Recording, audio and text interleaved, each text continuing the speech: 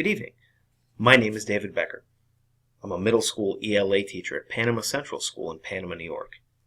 I'd like to share a brief synopsis of my presentation, We Not Me, using data collaboration to increase scores and eliminate opt-outs. To begin, it's worth sharing a recent state test performance. As a direct result of the hard work that we put into our classrooms, our scores have risen since we embraced data-driven instruction.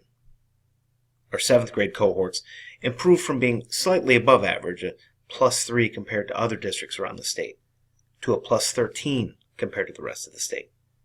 Almost half of our students are now proficient. Our 8th grade cohorts showed similar improvement, from a -5 compared to the rest of the state in 2015 to a +3, nearly a 10% increase in just 1 year, and now, as you can see on the scatter plot to the right, this grade is also at just shy of 50% proficiency. The next slide details how our performance has improved each year since making the decision to allow data to drive our instruction. On our test in the 2015 school year, students demonstrated that their performance continued to improve dramatically. Both our 7th and 8th grade scores are now within the top 5 in our ranking within the county. With what is perhaps my favorite statistics, opt-out rates continue to decline for our school district, standing at just 7% for grades 3 through 8 in the ELA side, and dropping to 3% in 8th grade, which was actually just one single student that chose to opt out for the entire grade level. A few years ago, Panama had spent time preparing to roll out Common Core standards and modules to students throughout our school district.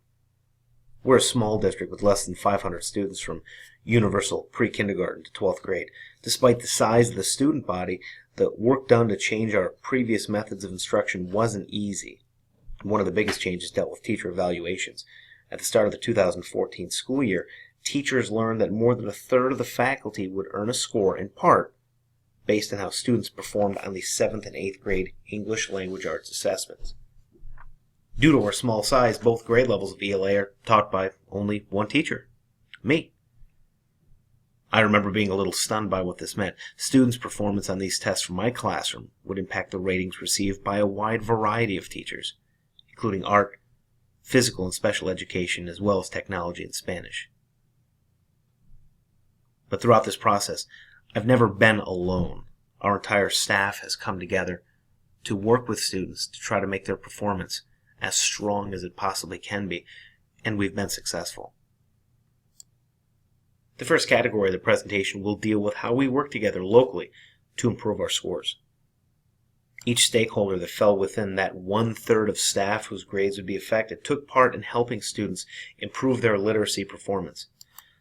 This included daily writing about music in general music class, longer, more complete writing pieces in health and technology classes, sentence-level instruction in ELA to help students perform better on mathematics word problems, using ELA strategies in Spanish classes to expect students applied writing techniques even when writing in Spanish, and complementary writing instruction between English and social studies using a common rubric and common expectations.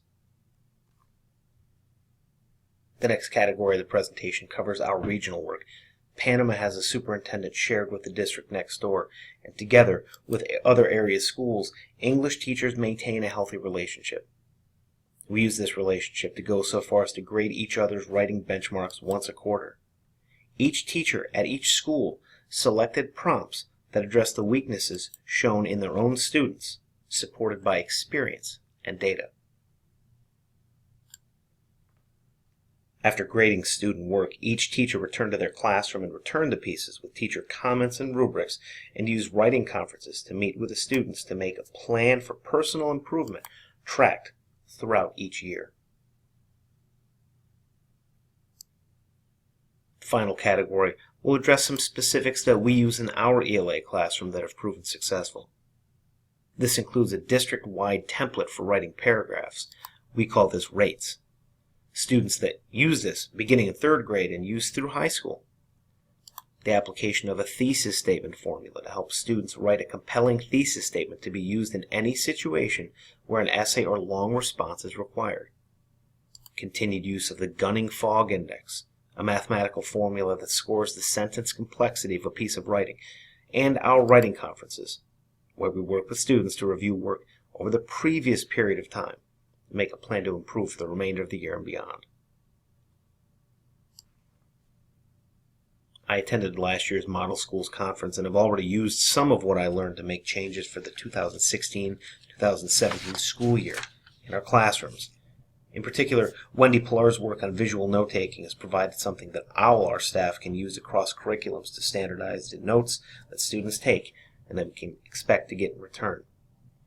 On the left-hand side, you'll see some notes taken from science class, and on the right-hand side, an image of some notes taken from The Omnivore's Dilemma, a book that we read in 7th grade. I look forward to speaking to you in the near future about the 2017 Model Schools Conference, and I appreciate you taking the time to watch this video. Thanks so much.